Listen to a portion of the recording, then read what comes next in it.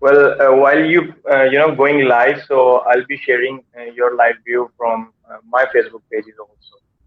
Perfect. Well, we are So we, live right now. So, good afternoon, everyone. Good vibes. Isabelle here, and today I'm joined by Ahmad. So, let me give you a bit of what we are going to talk about today. As you saw in the post, we are here to talk about quality of education, especially in the digital era. How do you choose the right online course to attend? How do you choose the right webinar or virtual conference?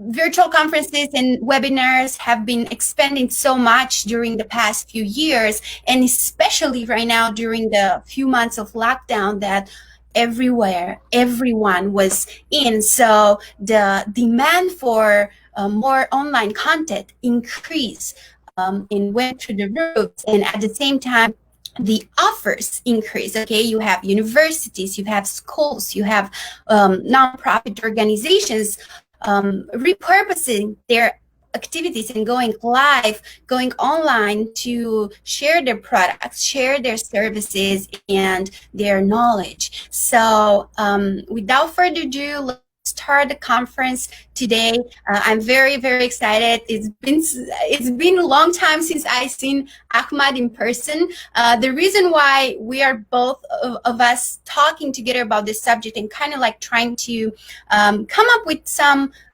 tips for you to know which seminar or which webinar you have to choose an online course is because Ahmad and I, we know each other for a couple of years ago. We met at an international conference at the United Nations where Ahmad was representing Pakistan. So he was representing his country at the United Nations at an amazing Youth for Human Rights International Human Rights Summit, which takes place every year, brings more than 500 advocates and leaders from all around the world. So that's where Ahmad and I, we know each other from. And giving that, I want to take a brief moment. A lot of you know about me. I'm the founder of U.S. Institute of Diplomacy and Human Rights. But Ahmad, it's an incredible youth leader. And he's currently serving as the president of MAPS, which is a youth-led organization that has members all over the world. I think you guys are in the tens of thousands right now, correct? And Ahmad, over the past months, together with MAPS and their youth team, went around and spread joy and spread happiness for those families who were hit very, very hard by the lockdown. And those families, they needed assistance, in especially food assistance. So Ahmad and the team at MAPS went together and provided these people with what they needed to get through this tough months that, we are soon getting over them. And besides that, on a positive note, they created an amazing online campaign where they encourage youth to join, and like young adults or people all across the world, to be more positive about the lockdown and share kind of like mentoring, coaching, because that's what MAPS is about. So without further ado, I'm so happy to have you here with me, Ahmad. I know it's a bit late there, but I see you're still, bright and shine at this hour. So I'm very, very happy you're here. Let's dig into the topic. Wow. What do you think about the quality of education in today's society and in the world, especially on the digital platforms? well, Isabel, thank you so much for inviting me, and it's really pleasant to see you and recalling all the memories we had in New York and obviously in United Nations. So I think ever since then, a lot of time has been spent, and a lot of events, campaigns, conferences has been taking place over the world. While like talking about quality education, and if I don't talk about the difference between quality education in developing countries and in developed countries, it will be unjustful. So I'll just draw a comparison over the facts and figures. Like ever since we have been hit by COVID-19 since like January 2020, when we observe and when we see that the Western world or Western countries, or you can say that developed countries, they were all set to, jump up from face-to-face interaction to online education, like in a couple of days. And as they have been doing this for like years, they have been practicing online educations like for, I guess, what I heard of is like more than 10 years.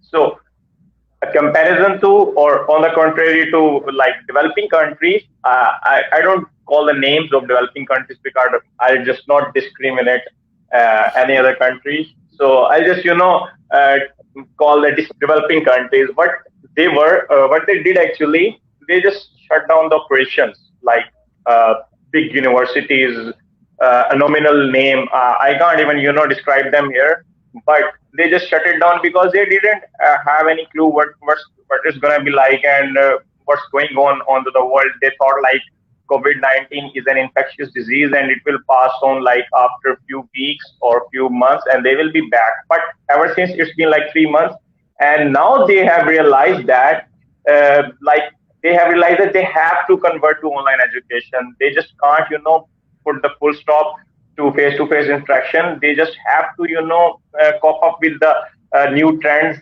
in technological advancement, like the Western world is doing. And now the government is, taking this matter seriously. And, now after 3 or 4 months, they have been, planning to implement policies on online education after 3 months. But I have seen that in Western, countries or developed countries, they might have, completed their semester in the past 3 or 4 months, while we were, just locked down in our own homes, doing nothing except like watching seasons or, learning some online courses.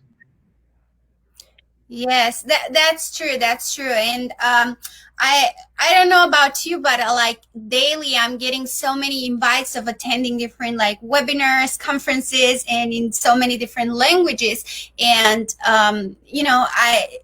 you as the president of MAPS, myself as the founder of US Institute, we already have a lot of stuff to do, even if we are in lockdown, even if we are working from home. However, we still take the time to attend different webinars and conferences online, and even take online courses to develop ourselves, because how can we pose as the leaders of nonprofit organizations if we don't invest our own time and in our own knowledge to be able to share with others? So that's very, very important tips for the audience today to know. You have to first invest in yourself to basically get the message across. And getting to the topic today, basically getting all these invitations daily, like tell me how do you exactly choose which one is the right one? Because I'm getting sometimes I'm getting frustrated or confused. Hey, like I have 10 webinars at the same time. I also need to make sure my volunteers across the world are okay, and I'm being in calm with my team. And I'm sure it's the same thing for you, but what can you tell us, like Yeah, how? yeah, I'll share How? my experience. Like, can you hear me? Okay. Yes. Okay, so I'll share my experience when this lockdown happened, and when we were hit by COVID-19. Everyone was so proactive, so active, like they were signing up to a couple of courses at the same time. I've known my friends which were doing the same, like because they were obviously free courses, so nobody was doing some research about that, what type of content is being delivered, and what is the quality of the instructor, and what is the research being done by that instructor in that particular kind of topic. But like they didn't even do that. They just came up to that link and they just sign up because it was obviously free. So free, the word free actually attracts that.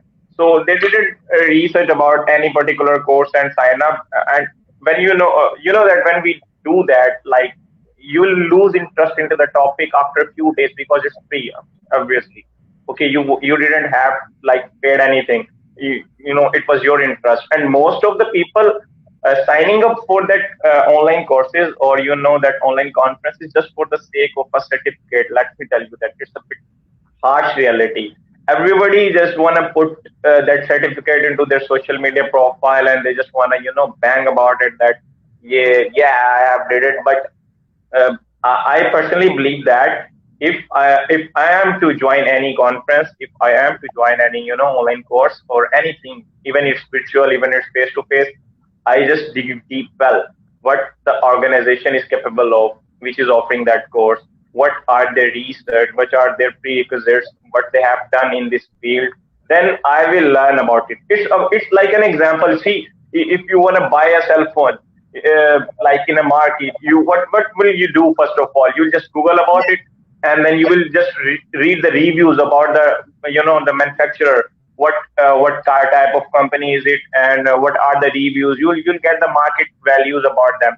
Then you will Exactly. pay for that mobile phone, and then you'll pay for that particular product you're actually purchasing.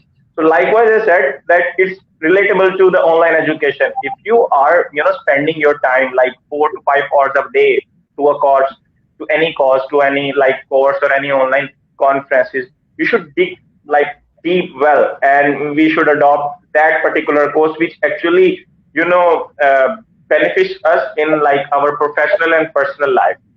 Mhm. Exactly, exactly. I totally agree with you. That's what I'm looking for also when I'm trying or when I'm, pressing the button there. I'm interested or I'm going to a webinar or a conference. And in terms of, right now there are two types. There are free courses or free webinars and paid ones. And how can we choose between these two? And I honestly can tell you that I have attended so many free ones and I've delivered so many free seminars that I can't even remember. And most of them had value in them. So it's not only about getting into a paid or a free webinar, is mostly looking at what just Ahmad said, looking at who are the speakers, who are the instructors, what is the organization behind the institution that is organizing such webinar, or even the individual, like here, I'm right now we are live on my YouTube channel and my Facebook profile, as well on the Facebook pages that Ahmad and we own. So we are here to just have a conversation, an honest conversation. So please, if you have questions or you want us to touch a specific topic within the topic of quality of education, you can just share your comments here. We are able to see them and we are going to try to answer them. And getting next to my thoughts today is what do we do about online courses in specific? I know like universities right now are struggling, as you said, because they are not, some of them, they are not able, they don't have the capacities, the abilities to take their businesses online because it costs money. You to invest in an online e-learning platform. I know you work also in cybersecurity and IT, or a student at electrical engineering, so you know more about the subject than I do. I'm sure about that. And how how how can you, as a university, if you don't, or even an organization, let's not just talk about universities, if you don't have the necessary resources, but you have knowledge to share with your students, what would you recommend? Yeah, it's a very good question. But likewise, I said that I'll not jump up to, teaching a course which I couldn't even understand. I have the knowledge. Okay, I knew about that. I will definitely go into trainings and webinars instead of going for online courses, because online courses actually takes a lot of time to research and then compile the content which you are going to deliver to your students. So rather than like being opted for a long term commitment for a course which is gonna taking place in like in 3 to 4 weeks, I definitely prefer over trainings and the webinars, which should not more not last than like a day or a 2 day trainings. That's what we have done the previous month actually. we started to initiate online courses on different topics, including human rights also. But then we suddenly remembered that people just sign off, when they found out a link. Okay, they don't follow up after they sign up for an online course which is absolutely free of cost. They just do it for the sake of a email confirmation, or they just do it for the sake of a certificate. When they get that, they don't even bother to go back and apply those things as an experience which they learned from that particular course. So I think that the short term learning, which have special content, that can be beneficial for both the instructor and the student as well. That's what we have done. Like in the previous month, I'll share an example with you. Maps Art Championship is an annual flagship event of Maps, which we used to organize on a road full of it's a road show actually. We highlight social issues through paintings on the walls of different city. Okay, it's a very artistical event. We gather students from schools, colleges, and universities, and we engage them in a very positive activity. Like, it's a flagship event, and it does occur every year. But since we were hit by COVID-19, and my team came up with an idea that we should just log down in our rooms and do nothing. We should do something artistic. What we have done, we added some more categories. We like added calligraphy in that, along with paintings, calligraphy, photography. Then there is a graphic designing competition, and there were two more themes also. So what we have done, we gathered applications online, and you will be blown out by the ideas. Like, we have gathered more than 2,000 applications in like 20 days. Wow, And what? Yeah, and now the spice adds up like that. We actually hired some judges to pick up the top five candidates, and then we went on to the voting process of those five candidates. Like, they can, the candidates who were top handpicked by the judges, they can get votes from their fans, followers, or their friends. And after a certain time, through this, we directly and indirectly hit around 60 to 70,000 young people through our social media pages, and the reaches and the Facebook engagement reach were like more than 100K per week. And everybody was more focused on getting the votes and getting the masterpiece win. And that actually did. And now we are planning to organize a small ceremony for them. I'm just waiting for the SOPs to be more loosen up in terms of COVID-19, so we can pay them back well. So that's what we did actually. We organized short-term events, short-term conferences, and online webinars, so the people can get to the point at a very short time, instead of being committed with an online course, or even a university for 3 to 4 months, which they don't even follow up after a certain time. Definitely. No, I love that. I think that's a very, very good advice for the organizations looking to, expand their activities and be more visible online and build a brand online. I too, choose that path. And I'm posting very often on my social media platforms, on my YouTube channel, so that people get more engaged with the works that I do, and at the same time get familiar with. And I think you touch a very sensitive point over there, and I want to bring that up because you said at one point that it's very, very important in when you do an online course, first you have to put in time to do the specific research, and then the instructor and the students need to put time so that they engage with one another, because it's not only about that certificate at the end. It's not only about that email confirmation you're talking about. It's more than that. It's what you are like. You start at someone and you get out of the door after you get that knowledge as somebody else, not necessarily super transformed, but you now have another skill under your belt.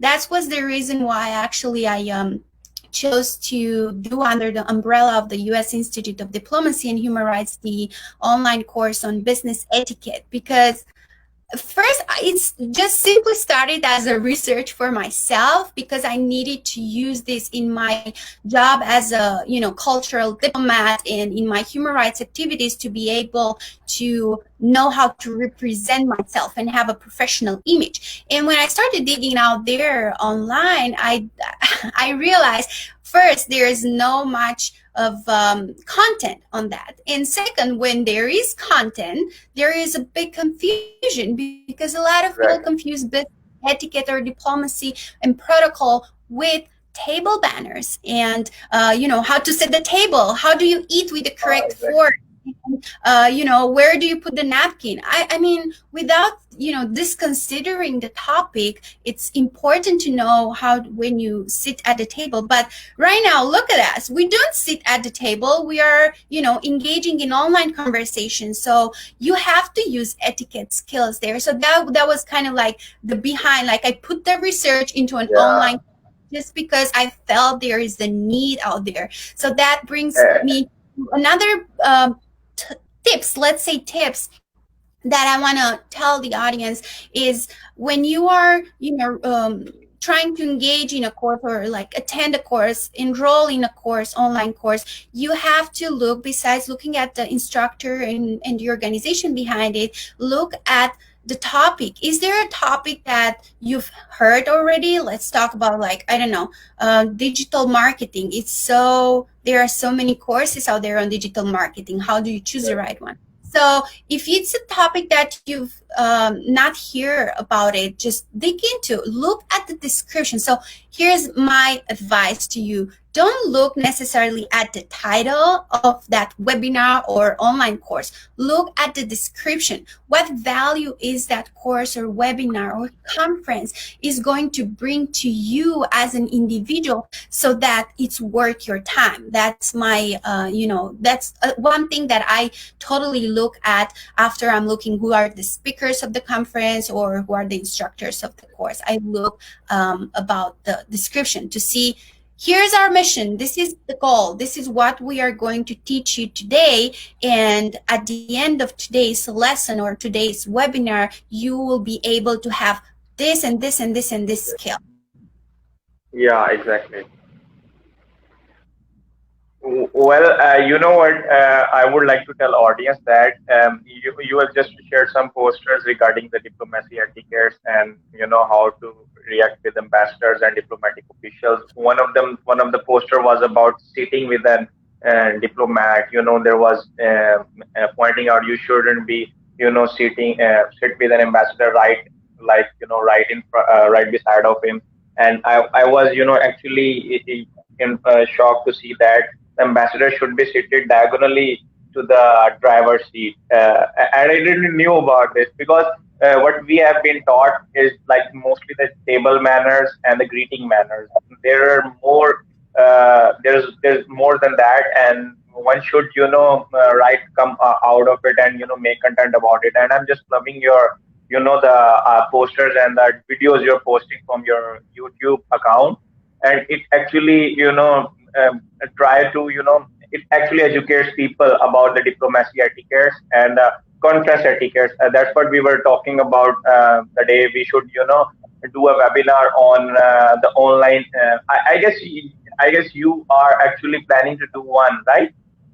Yes, so I mean, we were talking about like let's do a webinar about like different topics because we have so many things we can talk about, and like for whoever is watching right now live and the recorded version, just so for you to know, Ahmad and I, we didn't drill, we didn't rehearse this presentation here. We just last night we came together and said we gotta do a webinar together about something. And this is what I've seen because so many of my followers on Instagram and Facebook have asked me, how when are you going to do a webinar? I said, I don't know, because exactly as Ahmad said, I need to do the correct research before. So forgive us if we didn't do a lot of research, but we speak from experience, and that's why we are Yeah, bringing exactly.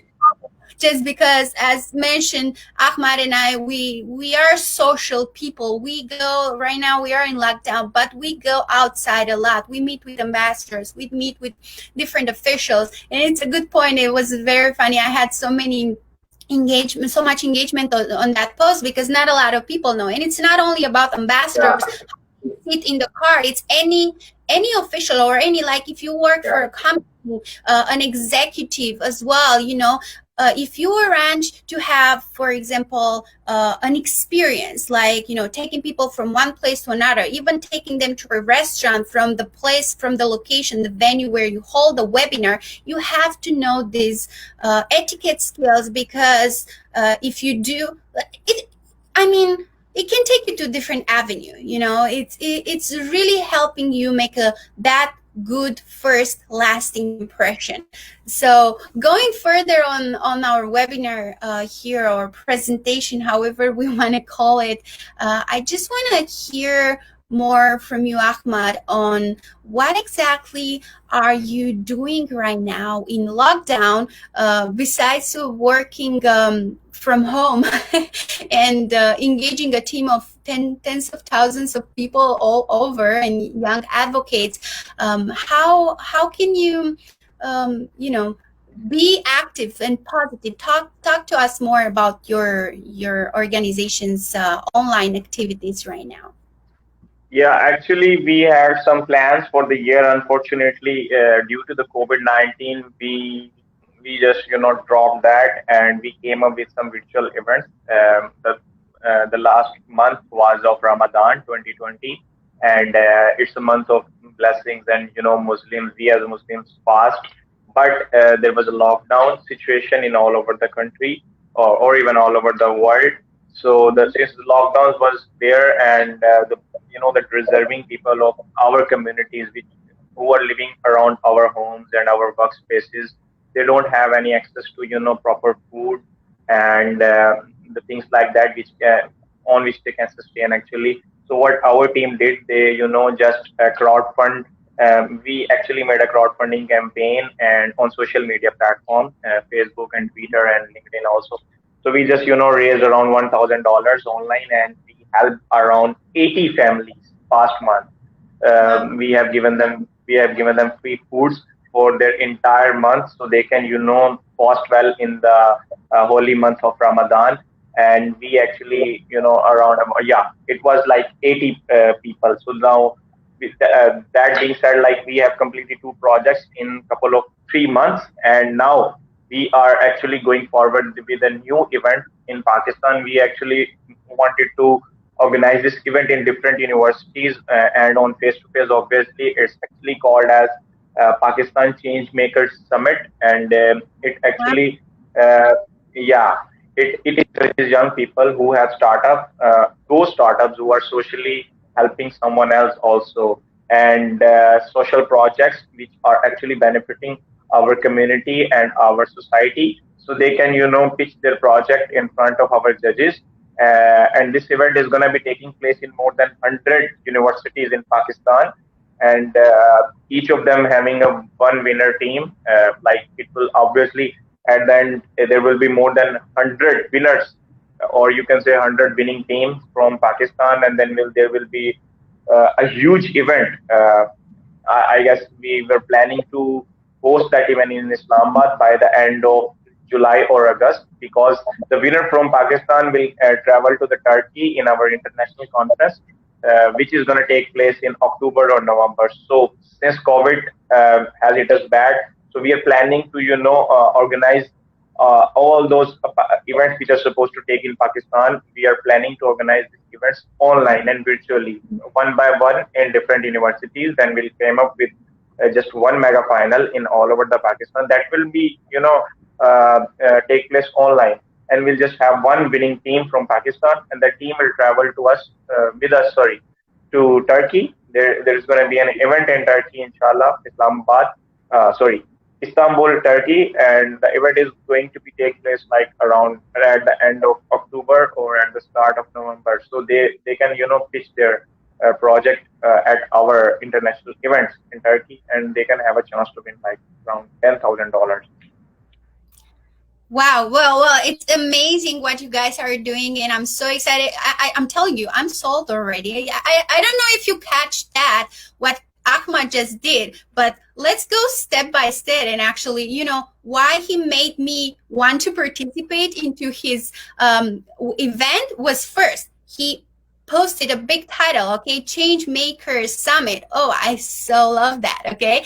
But before that, started talking more about the organization maps, what they are doing, how they are engaging, how they are helping people around. Okay, so we have the title, we have who is behind it, and then we are having who is going to be in the summit and how big the summit is going to be. So a bit more about that description of the summit. So it totally, it's a formula. It's an easy formula. So if you follow that formula, you not only are able to attend in any webinar exactly on the topic and it's worth your time, but you also can do a webinars yourself following that formula. I so love you. See, that's why I'm doing this video with Ahmad, because it's natural. It comes natural for both Yeah, of us to talk about this topic, and we don't need any preparations about it. But thanks God it's recorded, so we'll put some yeah. steps in the description so that the audience can know exactly what we talk here in this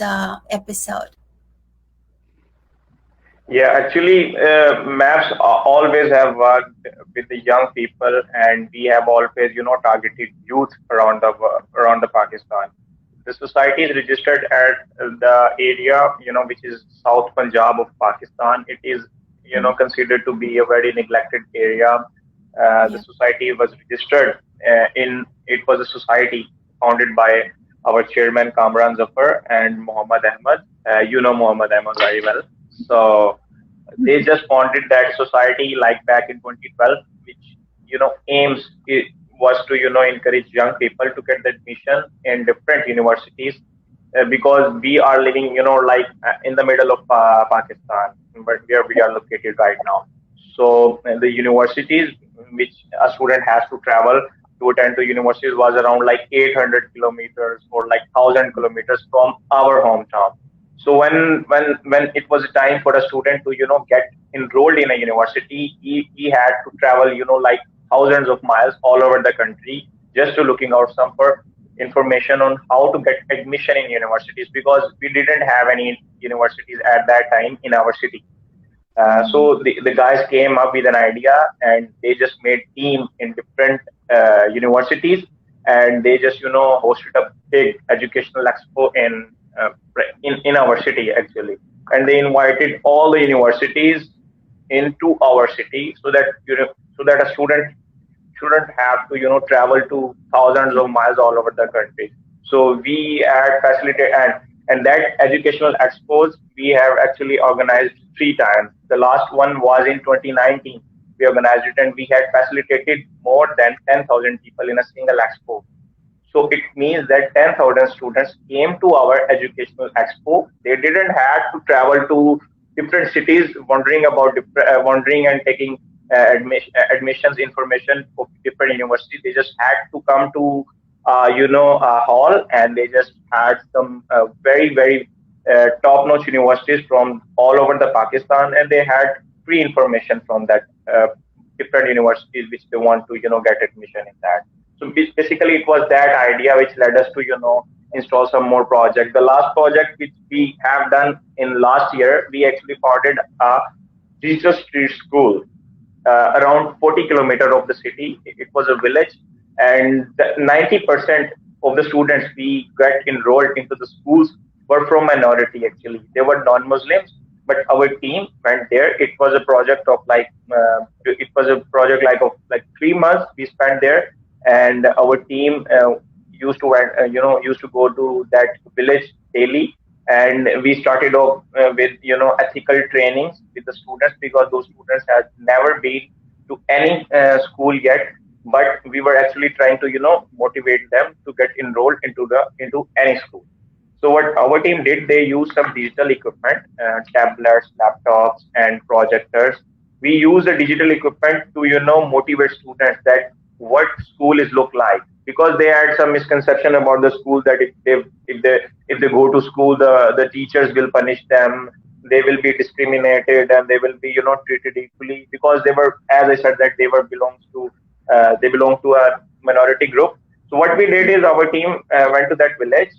We host some trainings, some pre lectures with the students, with the children, which we were planning to enroll them into the school. They spent like 3 months with like 70 children, and at the end of 3 months, we actually enrolled 48 students, 48 children into a nearby school. And now it's been a year.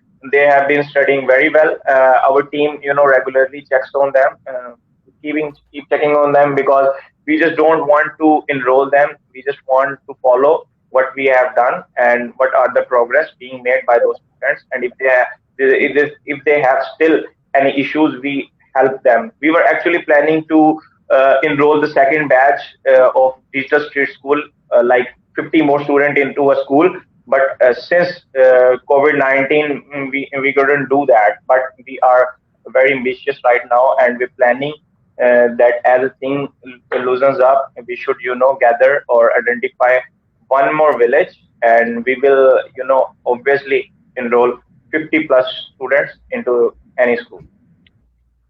Wow, that's fantastic, and I so appreciate all the works you and you guys do at Maps. That's why I would love to launch the idea of maybe collaborating. I don't know if you're aware, but U.S. Institute of Diplomacy and Human Rights. So us as an nonprofit organization, our whole purpose and mission is to advance education. So we just launched two campaigns. One is called Let Her Lead campaign, which basically what we are going to do, we are going to raise money for giving girls, high school girls, an education, especially in countries like Pakistan, to provide them with the education that they deserve because they are coming from, they have a family with financial struggle, so they Yeah, deserve exactly.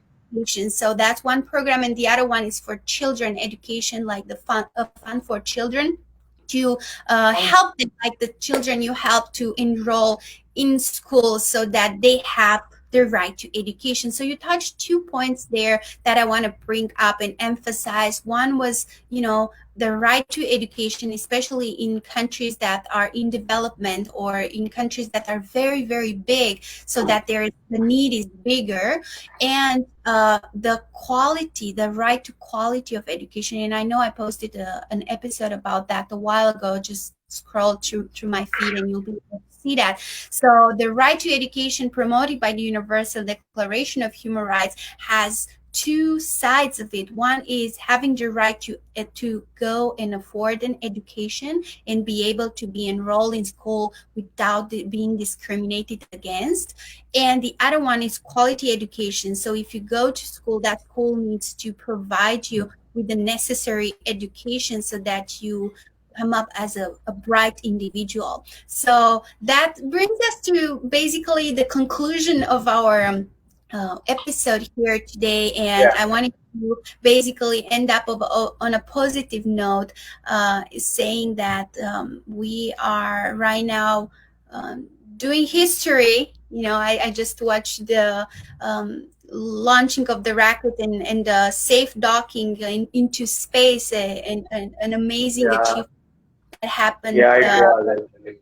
Both you and I, we were very little when last time that happened, so it's very amazing to see how people through research and education are able to make history. So I think that kind of like Yeah. gets into topic today, and congratulations to the entire teams that worked together on this amazing project.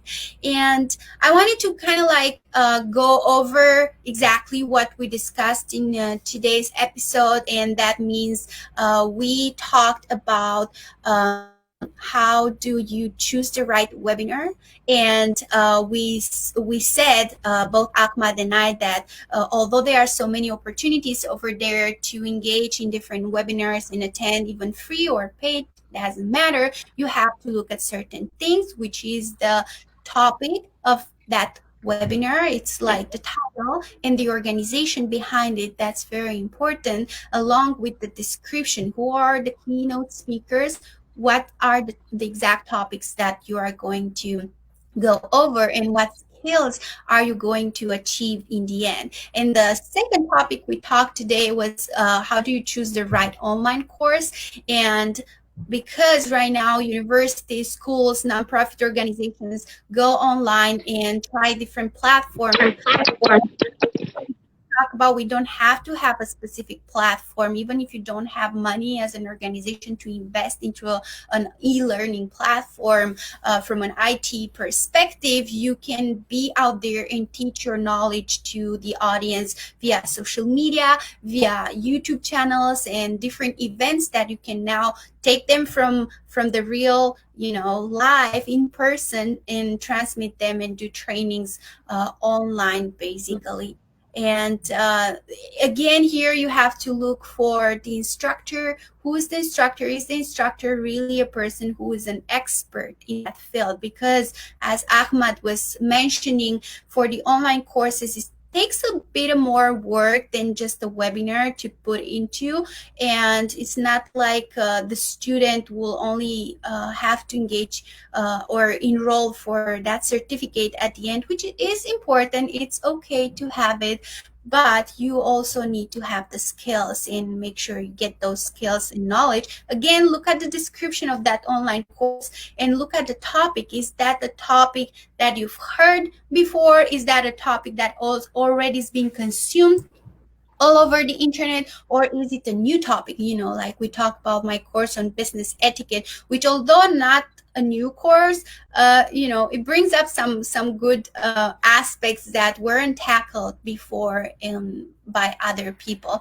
So thank you so much, Ahmad. I know it's going to be late there soon, but thank you again for being with us today. I'm sure everyone enjoyed it. I'm very, very happy you took the time to be here. And in regards to the projects you were talking about, in my projects, I'm launching like an open invitation to collaborate. I think my organization and yours are on the same path, and we really believe in education as individual, because both you and I, we went to universities. We are educated individuals. We go to conferences and webinars to educate ourselves first, to be able to share with others our experience and knowledge and skills. So thank you again, Ahmad, for being here.